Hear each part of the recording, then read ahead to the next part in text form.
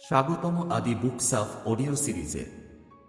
আজ আমরা যে বইটি নিয়ে কথা বলবো সেটি পৃথিবীর লক্ষ লক্ষ মানুষের জীবনের প্রতি দৃষ্টিভঙ্গি বদলে দিয়েছে। দ্য সাবো art of not giving a fuck, Mark ম্যানসনের লেখা এক অদ্ভুত কিন্তু বাস্তব অসামান্য বই। এই বই কোনো গ্ল্যামারাস মোটিভেশনাল বক্তৃতা নয়, কোনো চটকদার উপদেশ নয়, বরং একরাশ কাঁচা সত্য, যেগুলো শুনলে হয়তো গা জ্বলে উঠবে, কিন্তু হৃদয়ে গিয়ে আঘাত করবে ঠিকই।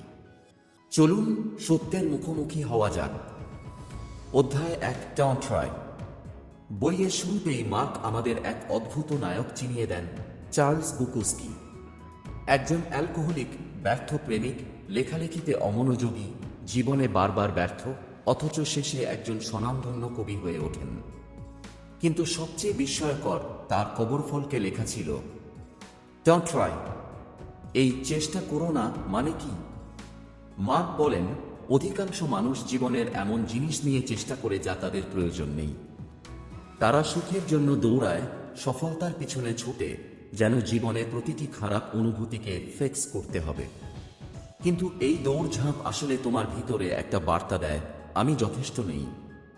তাই মার্ক বলেন, সত্যিকার অর্থে সুখী হতে হলে আগে মানতে হবে যে তুমি সবসময় সুখী হতে পারবে না। আর এটা একেবারেই ঠিক।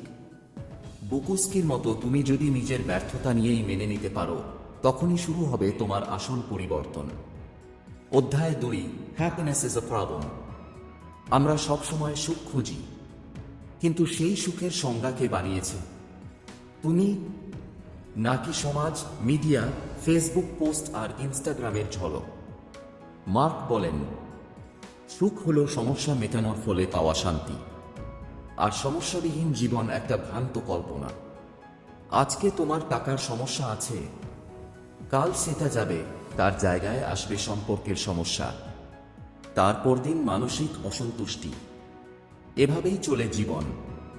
তাই তুমি যদি সুখ পেতে চাও, তাহলে তোমার দরকার সঠিক সমস্যার জন্য সঠিক সংগ্রাম।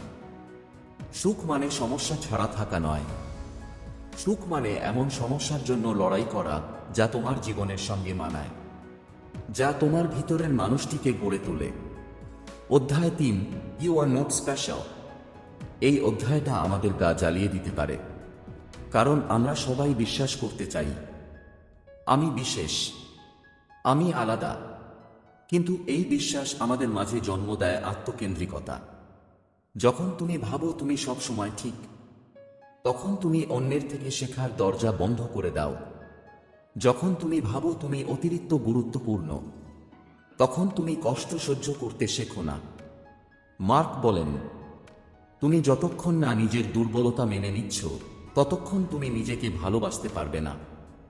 এই অধ্যায়ে একটা বড় সত্য শেখায়, নিজেকে বিশেষ ভাবা আসলে নিজের দুর্বলতাকে ঢাকার এক মোড়ক মাত্র। অধ্যায় 4, দ্য ভ্যালু অফ সাফারিং। জীবনে আমরা সবাই কষ্ট পাই, কিন্তু কষ্ট মানেই দুর্ভাগ্য নয়। প্রশ্ন হলো, তুমি কোন কষ্টটা বেছে নিচ্ছ? তুমি কি কষ্ট পাচ্ছ কারণ কেউ তোমাকে ইনবক্সে রিপ্লাই দেয়নি, নাকি কষ্ট পাচ্ছ কারণ তুমি প্রতিদিন নিজের একটি স্বপ্ন বাস্তবায়নের জন্য লড়ছ? এক্ষেত্রে পার্থক্য করে মূল্যবোধ। যদি তোমার মূল্যবোধ হয় সবাই আমাকে পছন্দ করুক, তবে তুমি প্রতিদিন হাজার কষ্ট পাবে। কিন্তু যদি মূল্যবোধ হয় আমি সৎ ও আত্মসম্মান নিয়ে বাঁচব, তবে কষ্ট এলেও তুমি শান্তিতে থাকবে। এই অধ্যায় শেখায়, সঠিক মূল্যবোধ তৈরি করাই জীবন গড়ার সবচেয়ে গুরুত্বপূর্ণ পদক্ষেপ। অধ্যায় 5, ইউ আর অলওয়েজ চুজিং। আমরা অনেক সময় বলি আমার জীবনে কিছুই আমার হাতে নেই, কিন্তু সেটা কি সত্যি? মার্ক বলেন, তুমি সবসময় বেছে নিচ্ছ।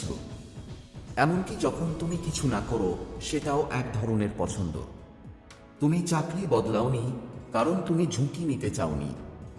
তুমি সম্পর্ক ছাড়োনি কারণ তুমি একা থাকতে ভয় পাও। তুমি কাউকে ক্ষমা করোনি কারণ তুমি তোমার অহং ভাঙতে চাওনি। এই অধ্যায়ে আমাদের মুখোমুখি করায় এক শক্ত প্রশ্নের, তুমি এখন যা আছো সেটা দৈনিক সত্য। তোমার দোষ ছিল না, হয়তো ঠিক, কিন্তু এখন এটা তোমার দায়িত্ব। এটা না মানলে তুমি কখনোই সামনে এগোতে পারবে না। অধ্যায় 6, you are wrong about everything but so am I.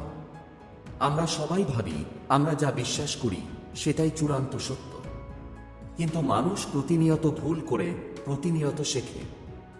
আমরা কেউই সবকিছু জানি না, এবং সেটাই আমাদের শক্তি। এই অধ্যায় শেখায় তুমি যা জানো তার চেয়ে গুরুত্বপূর্ণ হলো তুমি কি জানতে প্রস্তুত। যদি তুমি সবসময় নিজেকে ঠিক মনে করো, তাহলে তুমি কখনোই উন্নত হতে পারবে না। শেখার দরজা তখনই খুলবে যখন তুমি নিজেকে প্রশ্ন করবে, আমি যেটা জানি সেটা কি আদৌ সত্য। অধ্যায় 7, failure is the way forward. আমরা সবাই সফল হতে চাই, কিন্তু সফলতার পথে সবচেয়ে বড় বন্ধুই হল ব্যর্থতা।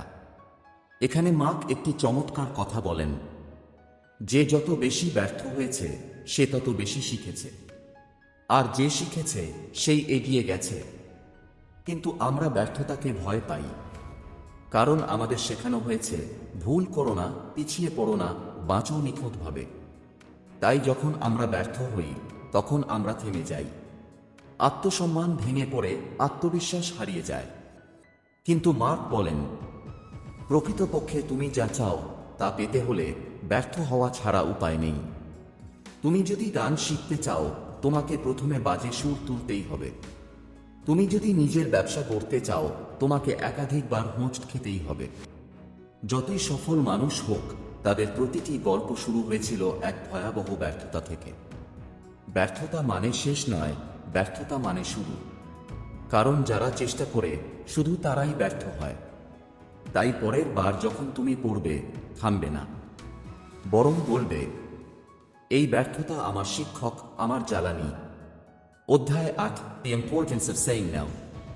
এই অধ্যায়ে মার্ক একটি বাস্তবিক অথচ কষ্টকর সত্য বলেন, তুমি যত বেশি হ্যাঁ বলো, তত বেশি নিজেকে হারাও।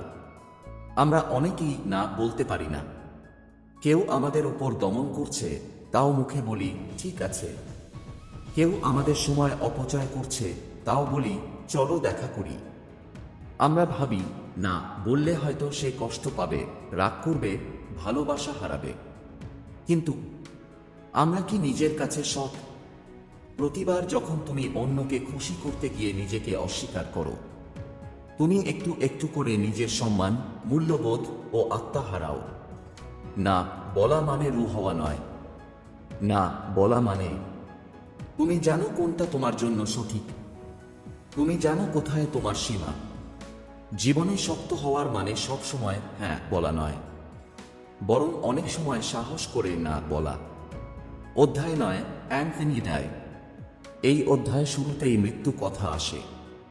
হঠাৎ শুনতে ভয় লাগে, কিন্তু মৃত্যু আসলেই ভয়ঙ্কর। নাকি মৃত্যু আমাদের জীবনের আসল অর্থ বুঝিয়ে দেয়। মার্ক এখানে বলেন, যখন তুমি বুঝবে যে তুমি একদিন মারা যাবে, তখনই তুমি বুঝতে শুরু করবে কিভাবে বাঁচতে হয়। আমরা এমনভাবে জীবন কাটাই যেন সময় অনন্ত। আমরা ভাবি আছে তো সময়, পরে করব, কিন্তু সময় অপেক্ষা করে না। মৃত্যু নিশ্চিত। তুমি এখন যেভাবে বেঁচে আছো, তাতে তুমি কি গর্ব করতে পারো? তুমি কি এমন কিছু করছো যা তোমার অনুপস্থিতিতেও টিকে থাকবে? তুমি কি এমন ভালোবাসা ছড়াচ্ছ যা কারো হৃদয়ে থেকে যাবে? তুমি কি সত্যি এমন মানুষ হয়ে উঠছ যার মৃত্যু কেউ অনুভব করবে? মার্ক বলেন, যখন তুমি মৃত্যুর বাস্তবতা মেনে নাও, তখন জীবনের ভান আর করো না। তখন তুমি সত্যিকারের গুরুত্ব বোঝো, সত্যিকারের ভালোবাসো, আর জীবনের ছোট জিনিসগুলোকেও সম্মান করো। তাই জীবন থেকে মুখ ফিরিয়ে থেকো না, বরং মৃত্যু ভাবনাকে আলিঙ্গন করো, কারণ সেটাই তোমাকে জীবনের আসল সৌন্দর্য দেখায়। অধ্যায় 10, the final chapter and the only one that matters.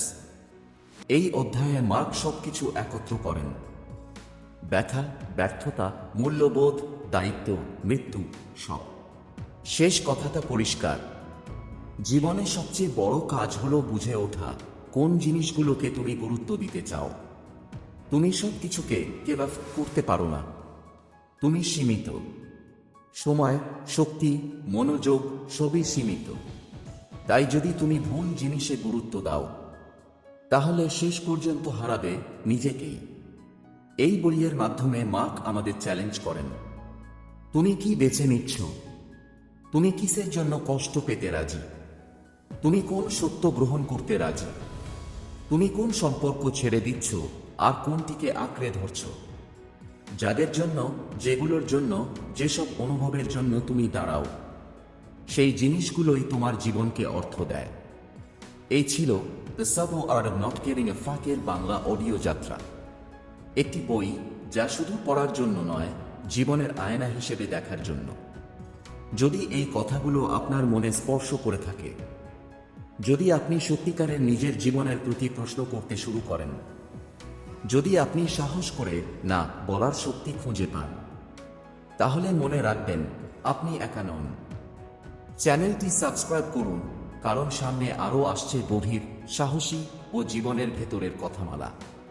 Radhe Radhe.